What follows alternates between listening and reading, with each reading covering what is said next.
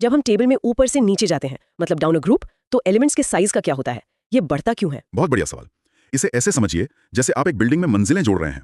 हर नई मंजिल, जिसे हम न्यू इलेक्ट्रॉन शेल कहते हैं, वो पिछली वाली से ज्यादा दूर होती है। अच्छा। इसी तरह जब हम ग्रुप में नीचे जाते हैं तो नए इलेक्ट्रॉन शेल्स जुड़ते जाते हैं, जिससे एटम का साइज या एटॉमिक रेडियस बढ़ता जाता है, जैसे लिथियम से बड़ा सोडियम और उससे बड़ा पोटेशियम। अच्छा, मतलब साइज बढ़ रहा है।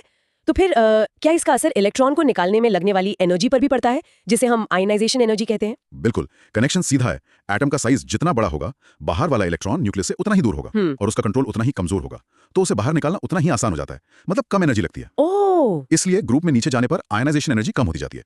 यहाँ एक दिलचस्प बात यह है कि इसी वजह से नीचे के मेटल ज्यादा रिएक्टिव होते हैं। क्योंकि वो आसानी से।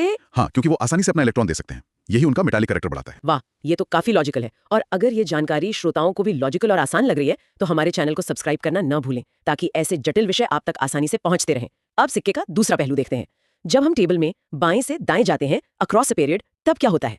सुना है कि वहां कहानी उल्टी हो जाती है और साइज घटने लगता है। एकदम सही। जब हम एक पीरियड में लेफ्ट से राइट जाते हैं तो एटम में कोई नई मंजिल या शेल नहीं जुड़ता, लेकिन न्यूक्लियस की ताकत, मतलब न्यूक्लियर चार्ज, वो बढ़ती जाती है। अच्छा। इसे ऐसे सोचिए कि सेंटर में एक चुंबक है जो और शक्तिशाली होता जा रहा है। वो इलेक्ट्रॉन्स को अपनी तरफ और जोर से खींचता है। जिससे पूरा एटम सिकुड़ जाता है। हाँ, जिससे एटम का साइज सिकुड़ जाता है, यानी कम हो जाता है। और क्योंकि अब न्यूक्लियस की पकड़ मजबूत हो गई है, तो इलेक्ट्रॉन निकालना मुश्किल हो जाता है। जाहिर सी बात है। इसलिए लेफ्ट से राइट जाने पर आयनाइजेशन एनर्जी बढ़ जाती है।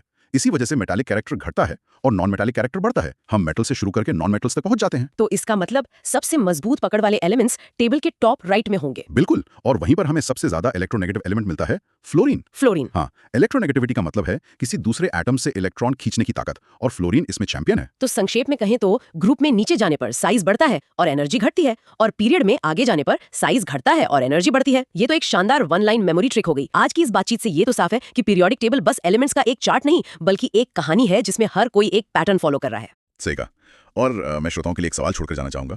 हमने देखा कि एक पीरियड में लेफ्ट से राइट जाते हुए एलिमेंट्स ज्यादा नॉन मेटालिक और इलेक्ट्रोनेगेटिव होते जाते हैं, लेकिन आखिर में आती हैं नोबल गैसें, जिनकी वैलेंसी शून्य होती है और वो किसी से रिएक्ट नहीं करती।